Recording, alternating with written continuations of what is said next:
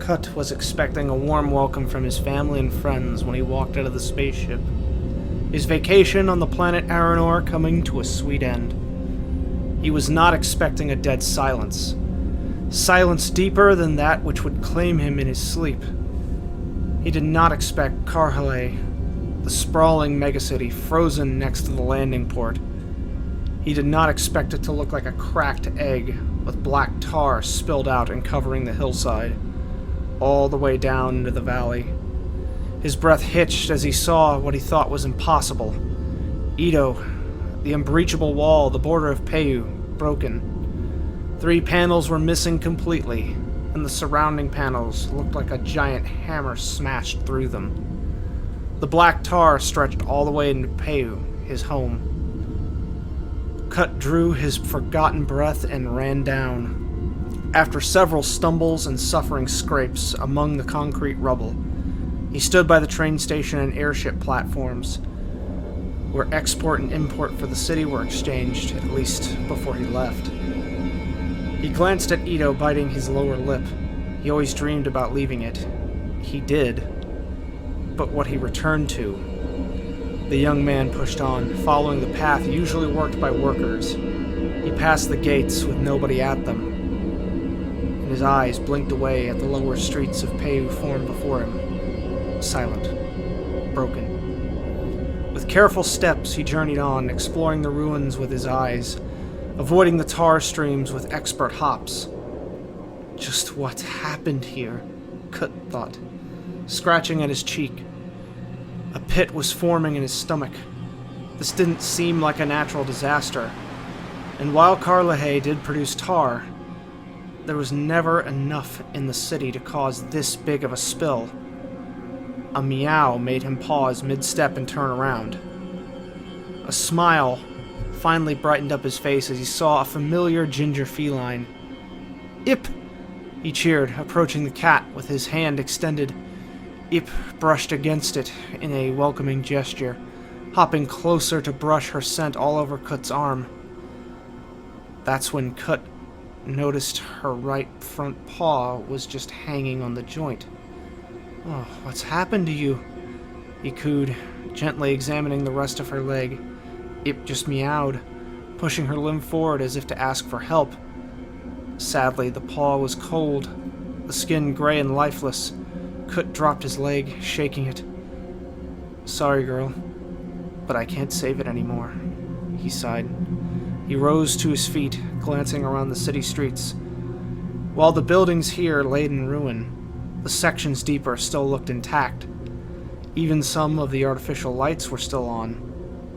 "But I know how to help."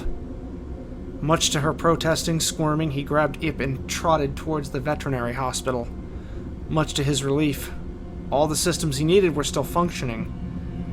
And while it gave him relief, it also plagued his mind with questions. If the citizens all left and moved, why wasn't this all turned off?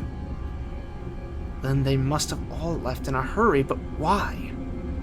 Kut put his protesting Ip into the operation box, casting her a warm look before she was whisked into surgery. The man paced around the waiting room, trying to find any clue to what happened in his beloved home city. Finally, a rolled-up newspaper caught his eye, with the date when he was still on vacation. He unrolled it, patted away the dust, and already the title left him speechless. The Peu-Karlahe War increasing in intensity, citizens evacuate en masse. He whispered, feeling goosebumps cover him from head to toe. "War," he repeated in disbelief, reading through the pages, getting all the information he could. Tar rockets, massive toxic gas attacks, the government turning its back on both cities. The pages slapped against the floor. Kut's behind, following next. "War," he whispered, making himself small, feeling tears form at the corner of his eyes. He sat there long enough for Ip to be returned to him, still dizzy from the anesthetics, her new mechanical paw shining in the mix of artificial light provided by the light bulbs and the natural light provided by glowing flowers. Sensing his discomfort, she chose to remain quiet. After several minutes, Kut got up, and without uttering a word, left the waiting room, not minding if Ip would follow or not. He had a location in mind, a place he used to visit as a child, outside of the city, but still inside the walls, several walls, in fact. Walls made out of the toughest stone with the pristine Tilka River flowing through it. He followed the path he had walked many times before, over roots and through the marshes, both the forest and the swamps, once clean and full of life, now smothered by tar and war. He heard Ip's meows as he entered the tunnel, going by memory through the cave system. If there was a war, the people surely used this as a shelter. And once he reached the main giant cavern, Kut's hypothesis was correct, except he did not find Peiyu citizens. Worried if the war was over yet, he found their bodies, or rather the remains. Left and right. Bones and robes, some of them still being gnawed at by hardy cave critters. Goosebumps covered him the same way the tar covered the hill.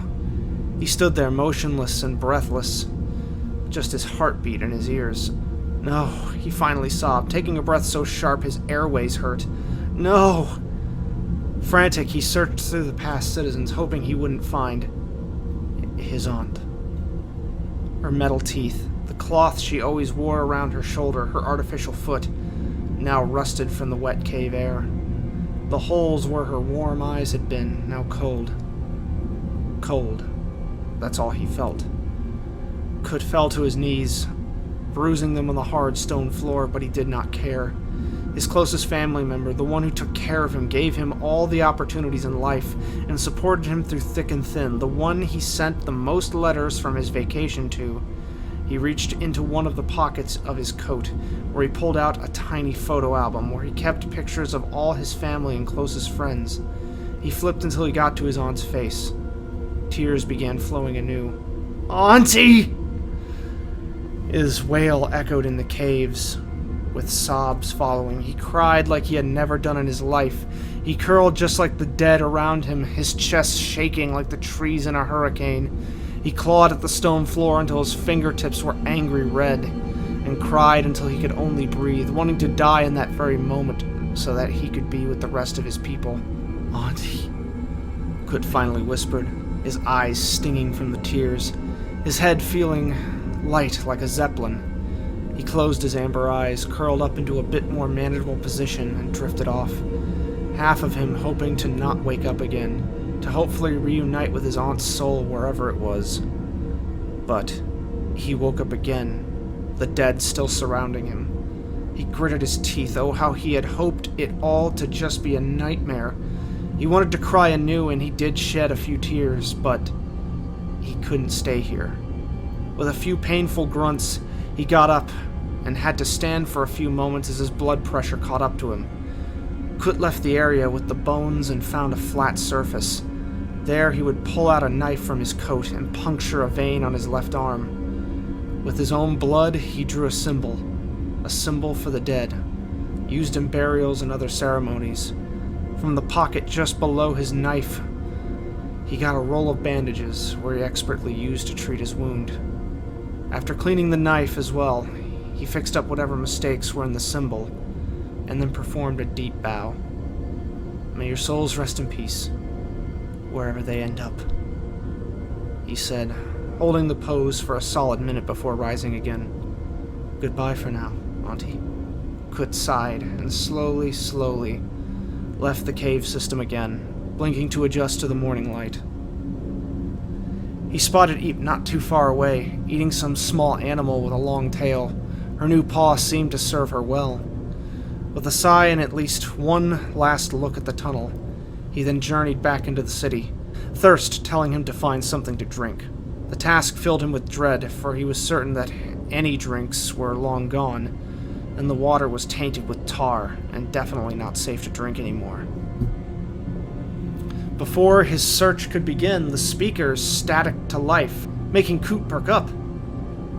"Good morning, citizens of Peiyu. Today is the first day of May, also known as the celebration of love. May your day be it the loveliest." With static, the announcement died off. Kut sighing. So the system stayed on too. He almost got spooked when Eep brushed against his legs, the young man bending down to pet her. you. He looked into her bright green eyes before looking at how the broken city shined in the morning light. You know, they say grief is love you cannot pass on, and I think they're right. He shed 2 more tears, using Eep to not completely lose it again. He had to accept that Peu was dead, gone, just a corpse of its former self. With his head low, he began his search for anything consumable, Eep following like his little shadow. Kut scoured the city layer by layer, store by store. He was lucky, though, to find a few cans after their expiry date on the decks. And in the trash, their supposed shipment away to be processed into fertilizers and other products, never happening due to the war. He was even able to find some meats for Ip, but nothing worth celebrating for. He entered Peu's most luxurious hotel, the system trying to come online, but the futile attempt was halted by Ip, who tried hunting the blinking light. Good cat, Kut praised, and began his search anew. Luck in his favor once more, as he not only recovered more food, but drinks as well. Finally, he soothed his throat with some flavored water and ate a can of peas, before finding a room to crash in. The window was still intact, and he had a nice view upon the city. He dragged the chair closer and sat down, sighing. It reminded him of home, where after meals he would sit by the window and watch the bustle down on the streets. Now, there was no bustle, only silence and sunlight. Kut had to accept it. The city was dead, and most likely would have to leave. The outside world did not care about them any longer, and they never properly did. He rubbed his eyes, took off his coat, and flopped down onto the bed, Eep hopping in after him and curling up to sleep as well. They both needed energy, it seemed. When Kut awoke, the night was in full spread. He yawned, stretched, fixed up his messy hair, and gently tickled Eep's ear to wake up too. Come now, we'd better move. He put on his coat, carefully zipped it up, and swiftly left the hotel, the cool night air biting at his ankles. Pushing the feeling aside, he walked on, away from the light of the glowing plants and onto the grasslands of Edo. He then stopped and glanced upward at the night sky, smiling softly for the first time since arrival. He missed the constellations and the 2 moons. Tonight, both of them in full illumination, casting silver light upon the ground. Even Ip stopped before being distracted by yet another potential prey. Knowing she would catch up to him, Kut walked on, soon leaving the collapsed panels behind and trekking up the hill, until he was standing next to Karhale once more. The metal of the buildings inside looked like broken yet sharp teeth in the moonlight, causing a primal fear to creep up his spine. But he drew a breath, bit the fear down, and entered the mechanical empire. No alarms, no robots asking for his identity, no people looking at him curiously. Karhale was most likely in the same state as Peu. Especially considering all the production is halted, Kut thought to himself, trying to navigate all the huddled vehicles meant for transport, avoiding their sharp edges. Finally, he got past the industrial area. A floor of smooth marble, broken in angles in some places, the tar splashed left and right. He set off to explore, finding more emptied stores and abandoned housing. He followed what he smelled used to be a water channel, up and up until he stood at the wall of a pond. What he saw inside, though, chilled him more than any night air ever could. Instead of water, there were remains of people. Worse, the dark-haired man could recognize one of the minds of their city, Epipha, the mind of Biosphere. Her elongated alien skeleton was enclosed in a lentil of mucus, which her species produced upon death. Kut couldn't believe it, but before he could question what he was seeing before him, he had to retreat as the stench of death was threatening to make him vomit. Finding a nearby bench, he sat down, looking at the ground without blinking. His thoughts ran rampant. Why was she dropped here? Was she kidnapped and killed by the Karhale people? A war prisoner who didn't get moved back in time? Was she here on a political mission for peace but got killed on accident? A headbutt from Ip tore him out of his thoughts. Guess I won't get answers now. He sighed, petting her head gently. But he still wondered, and he did so. He felt a pit in his stomach that had nothing to do with hunger. Neither of the cities won, it seemed. And Karhale took worse care of their dead, leaving them out here in the open. He gripped his coat with his other hand, trying to focus on the present and on Eep. Hey, Eep, you like your new cyberpaw, huh? Kut asked the cat, who playfully showed her stomach to him, stretching out her limbs, the mechanics in her paw clicking softly as the claws were outstretched too. Well, you're not the only one, he spoke softly, pushing up his right sleeve and then pulling away his skin, revealing the cybernetics beneath. Fancy paw buddies, Kut suggested, petting her stomach. Eep only mewed in response, touching her mechanical paw to his mechanical hand. Taking that as a yes, he kept petting her until she rolled off, stretching and wandering out further into the night. Right, we need to gather what we can. He fixed his skin back into place, rolled his sleeve back down, and took off behind Eep, navigating through the now forever sleeping industry giant. With the break of dawn, Kut had found everything he could in both of the cities, gathered into a wooden cart, food and water for both him and Eep, a tent if it rained, and a sleeping bag. The nearest city was a few days away on foot, and he was determined to push through. Before he set out, though, he once more approached the pond, where one of his mines was resting. With a chalk he recovered from one of the shut-down factories, he drew the same symbol that he did in the cave for the fallen Piu citizens, and performed a deep bow. May your souls find peace, wherever they end up. He then tossed the chalk as far as he could and returned to his cart, with Eep patiently waiting for him there, grooming her fur, which shined with health in the morning sun. Kut would grab the cart and set off, outside of Karhale, leaving the looming metal giant behind. He glanced at Peu one last time, feeling somberness overtake him once more.